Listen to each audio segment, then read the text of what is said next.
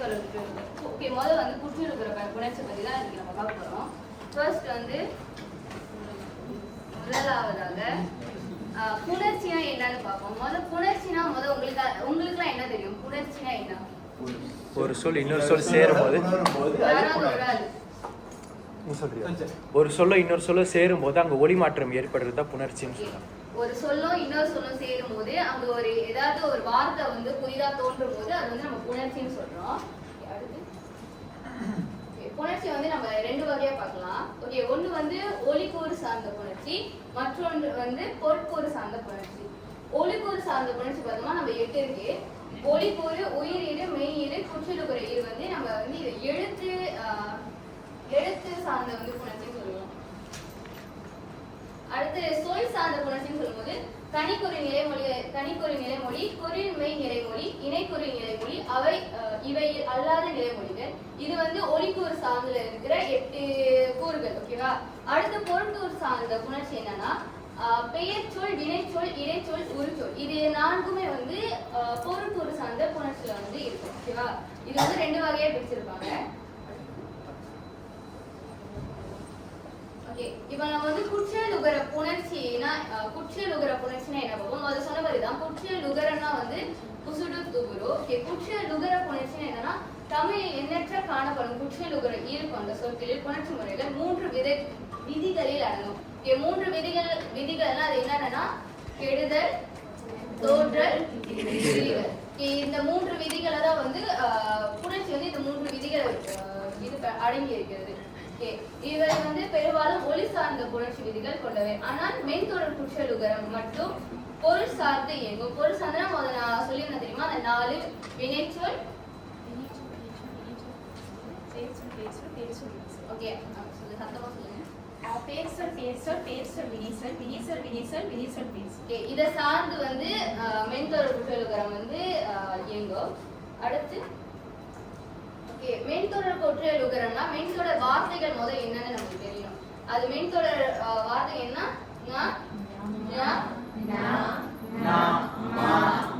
இது வந்து மென்தொடர் குற்றியலுகரம் வச்சு நம்ம குசுடு துகுரு சொல்றோம்ல, குசுடு துகுரு அதோட மின்னுக்கு வார்த்தை வந்து இங்க மென்தொடரா நம்ம எப்படி பாக்குறோம்னா இந்த வார்த்தைகளை வச்சுதான் பார்ப்போம். இது மென்தொடர் குற்றியலுகர புணர்ச்சி, ஆனா இந்த வார்த்தைகளை வச்சு பார்ப்போம். இடைத்தொடர்னு சொல்லும் போது என்னென்ன வார்த்தைகள் இருக்கு? ஓகேவா? அதோட பின்னாடி வார்த்தை குற்றியலுகரம் குசுடு துகுல இருந்து முன்னாடி உள்ள முன்னாடி இருக்கிற அதோட நண்பர் வந்து அதோட நண்பர் வந்து யா, ரா, லா, வா, ரா, லா இந்த வார்த்தைகளை இருந்தா இடைத்தொடர் குற்றியலுகரம் சொல்லுவோம். ஓகேவா? அடுத்து ஆயுத தொடர்னு சொல்லும் போது ஒன்னே ஒன்றுதான் இருக்கு. ஆயுத தொடர்னா அந்த அக்குக்கு பக்கத்துல குசுடு துகுருன்ற வார்த்தை இருக்கும். அப்படி இருந்துச்சுன்னா அது ஆயுத தொடர். அடுத்து உயிர் தொடர்னா குற்றியலுகரத்துக்கு முந்தைய எழுத்து உயிர் மெய்யானால் அது உயிர் தொடர் குற்றியலுகரமாகும். சோ குற்றியலுகரம் முந்தைய எழுத்துன்னு எதை சொல்ல வராங்க? உயிர் மெய் எழுத்துனா என்ன சொல்ல வராங்க? குற்றியலுகரம்னா கு, சு, டு, து, உ, ரு. இத வந்து குற்றியலுகரம் நம்ம சொல்லுவோம். உயிர் மெய் அதன் முன்னாடி உள்ள எழுத்து வந்து உயிர் மெய்யா இருக்கிறத எதை சொல்ல வராங்க? உயிர் மெய். அது வந்து அந்த பின்னாடி உள்ள வார்த்தை உயிர் மெய்யா இருந்தாதான் அது வந்து உயிர் தொடர் குற்றியலுகரம் சொல்லுவோம். அந்த உயிர் மெய்ன்னு சொல்ற வார்த்தை எதுவா இருக்கும்? உதாரணத்துக்கு ஏதாவது ஒரு எழுத்துக்கு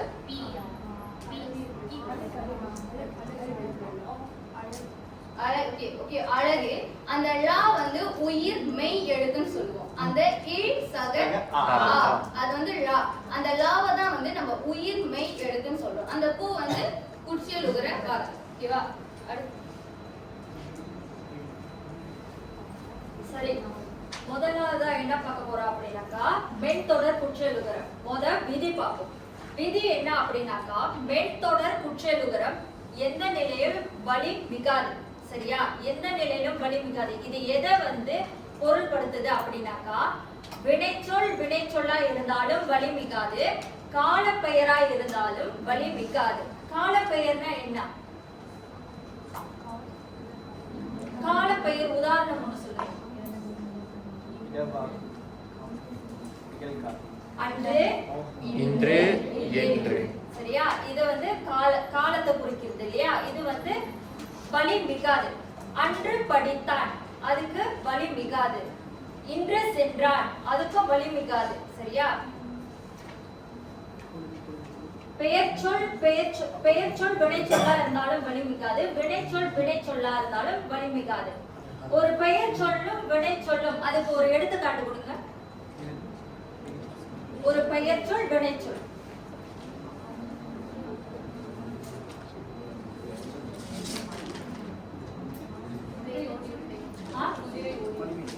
மென்தொடர் குற்றல். புத்தகம் படித்தால்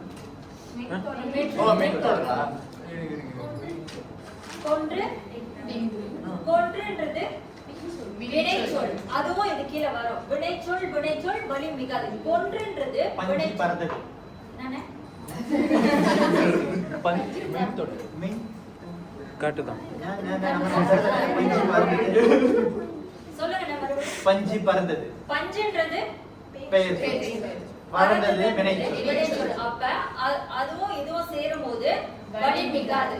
ஓகேயா? அடுத்து விதி விலக்கு என்னன்னா பெயர் சொல்லும் வலி மிகும். பெயர் சொல் நிலைமொழி. இந்த பெயர் சொல் எதை குறிக்குதுன்னா நிலைமொழி. நிலைமொழின்னு பார்க்கும்போது ஒரு மெல்லினத்துக்கு பக்கத்துல குசுடு துபுரு இருக்கணும். குசுடு துபுரு அதுக்கு இடையில வந்து நா ஞா நா நா மா ந இருக்கணும். சரியா? அதுக்கு பின்பு வருமொழியில பெயர் சொல்லா இருக்கணும். ஒரு உதாரணம் கொடுங்க. நோன்பு பெருநாள். நோன்பு பெருநாள்.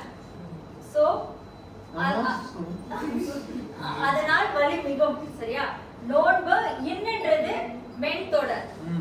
பூன்றது குசுடு துபுரு வரிசையில இருக்குது. பெருநாள்ன்றது ஒரு பெயர் சொல். கண்டிப்பா வலி மிகும். அடுத்து இடப்பெயருக்கு பின்பு வலி மிகும். அங்கு இங்கு எங்கு எனும் சொற்களுக்கு பின் வலி மிகும். சரியா?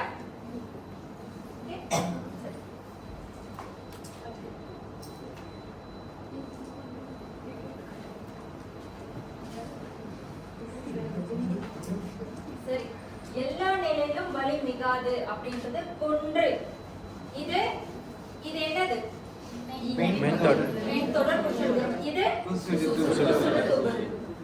கொன்றுன்றது ஒரு வினைச்சொல். ஓகேயா?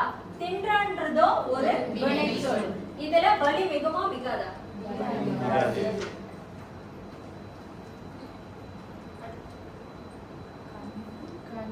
கன்று குடித்தது. கன்றுன்றது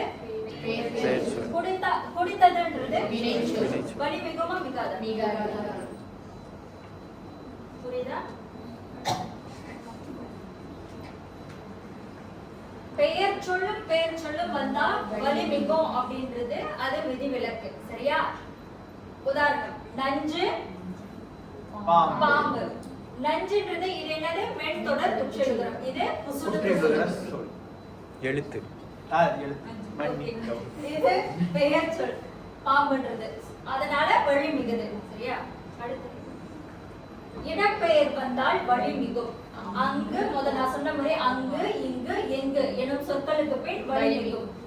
அங்கு பின்னாடி ஒரு வினைச்சொல் வருது. அங்கு படுத்தான் வலி மிகும். சரியா? ஆசிரியர் இடப்பெயர் பக்கத்துல பெயர் சொல் வந்தாலும் வலி மிகுமா? வலி மிகும்.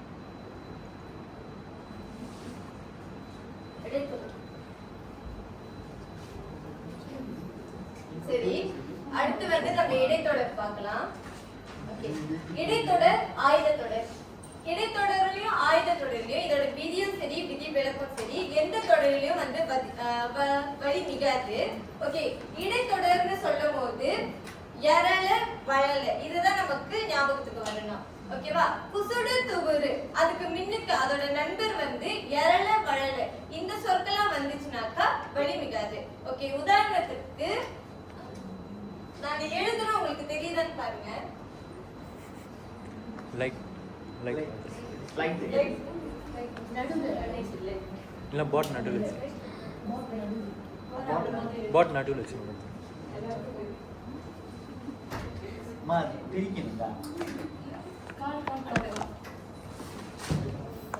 வரவாட்டா இவன் கிழிச்சிருவான் நம்மளோட.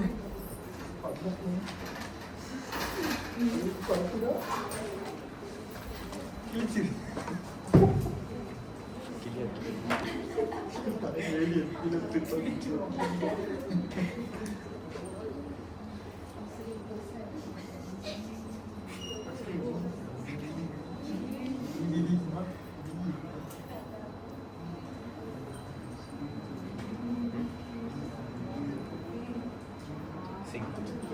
வி அழகான வி.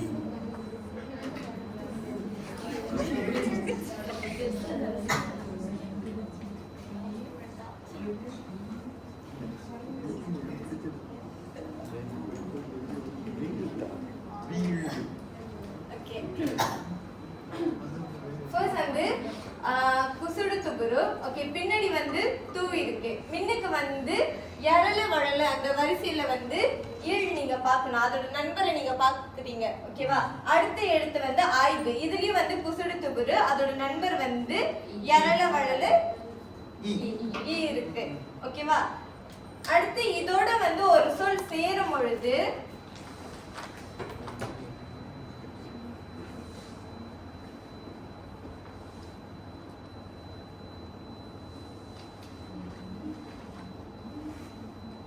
ஓகே வீழ்ந்து சக படர்ந்தது ஆய்வு சக பனி. இப்போ இந்த வீழ்ந்து சக படர்ந்தது சொல்லும் போது வலி மிகுமா வலி மிகாதா? வலி மிகாது. ஏன்னா இடைத்தொடர்னு சொல்லும் போது அதோட விதியும் சரி விதி விலக்கும் சரி வலி மிகாது. ஓகேவா? அதே மாதிரி தான் ஆய்வு சக பனி இதுவுமே வந்து வலி மிகாது. இந்த ரெண்டு சொல்லுமே சேரும் போது பின்னாடி வந்து இப்பன்னு வரவே வராது. ஓகே அடுத்து வந்து ஆயுத தொடர். ஆயுத தொடர் சொல்லும் போது உங்களுக்கு ஆயுத எழுத்து இக்கு வந்து ஞாபகத்துக்கு அக்கு வந்து ஞாபகத்துக்கு வரணும். ஓகே எடுத்துக்காட்டு அக்து புத்தகம். அக்து புத்தகம் சொல்லும் போது அந்த அக்துல வந்து குசுடு துபுரு தூ வருது. ஓகேவா? அதுக்கு பக்கத்துல அதோட நண்பர் வந்து அக் வருதுல. அப்ப அக்து சக புத்தகம் சொல்லும் போது அக்து புத்தகம் அங்க வந்து இக்குன்னு வந்து உணராது. ஓகேவா? உங்களுக்கு புரிஞ்சுதா?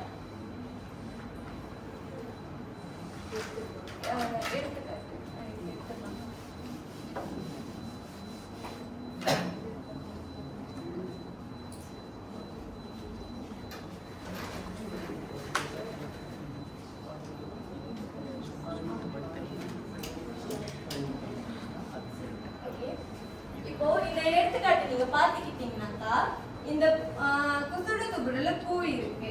இதுக்கு நண்பரா வந்து எரல வளல இரு இருக்கு. ஓகேவா? சோ மார்பு சக சளி. மார்பு சளியா தான் வருதுன்னு சொல்லிட்டு இதுக்கு பக்கத்துல வந்து ஈச்சுன்னு சொல்லிட்டு வரல. அடுத்து வந்து ஆயுத தொடர்ல அக்து கடை. குசுடு துபுரு தூ இருக்கு. பக்கத்துல ஆயுத எழுத்து இருக்கு. சோ அக்து கடை சொல்லிட்டு வலி மிகாம தான் அங்க வந்திருக்கு.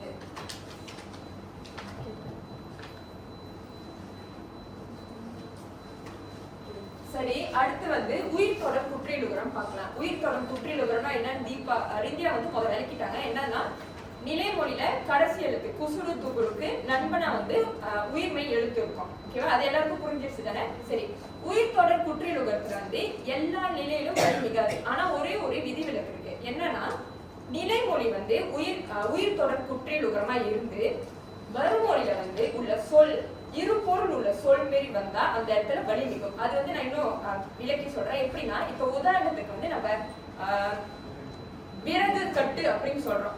விறகு கட்டு. ஓகேவா? விறகு வந்து உயிர் தொடர் குற்றியலுகரம். கட்டுன்றது வந்து இரண்டு பொருள் படம். யாருனாலும் சொல்ல முடியும்? பேர் சொல்ல வினை சொல்லும். பேர் சொல்ல கட்டுனா கட்டி வச்சிருக்கிற கட்டு அப்படி நம்ம சொல்றப்ப அது வந்து பெயர் சொல்ல வந்து பொருள் படம்.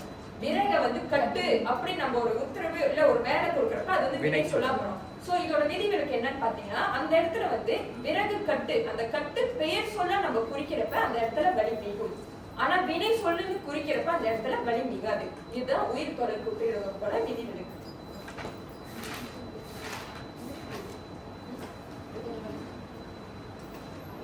இப்ப இங்க கொடுத்திருக்கிற எடுத்துக்காட்டின் படி பாத்தீங்கன்னா மரபு தொடர். மரபு உயிர் தொடர் குற்றியலுகரம்.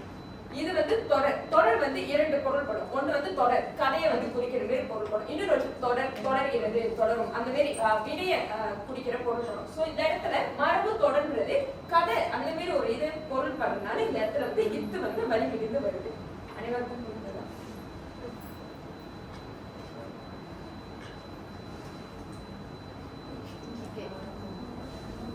சரி இப்ப மதிப்பீடு போடலாம். புரிஞ்சிருச்சு தானே எல்லாருக்கும்? சரி இப்ப இந்த அங்கத்தோட பேர் என்னன்னா யாரோ இப்ப